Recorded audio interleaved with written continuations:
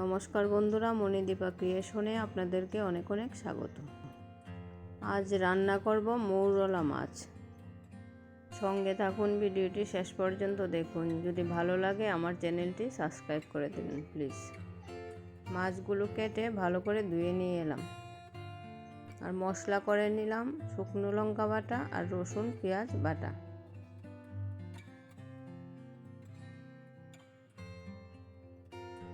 এবার মশলাগুলো মাছের মধ্যে দিয়ে দিলাম, আর দিলাম পরিমাণ মতো নুন আর হলুদ।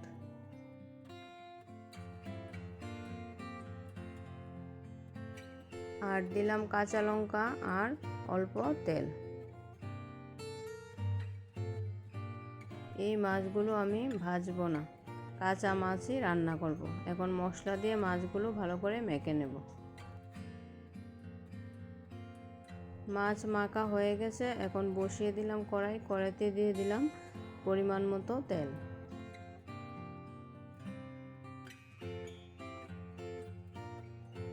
দিয়ে দিলাম পেঁয়াজ কুচি। পেঁয়াজগুলি অল্প ভেজে নেব।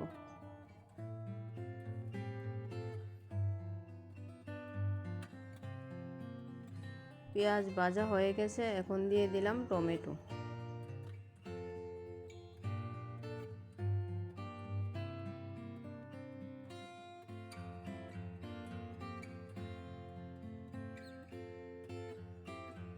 টমেটোগুলো অল্প ভেজে নিলাম, এখন দিয়ে দিলাম মেখে রাখা মাছগুলো।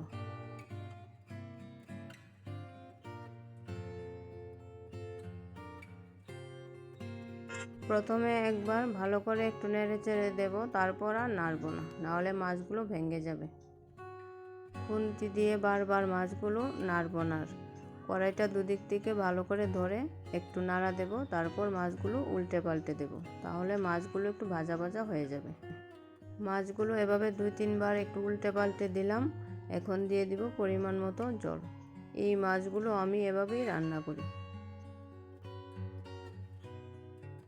দিয়ে দিলাম পরিমাণ মতো অল্প জল।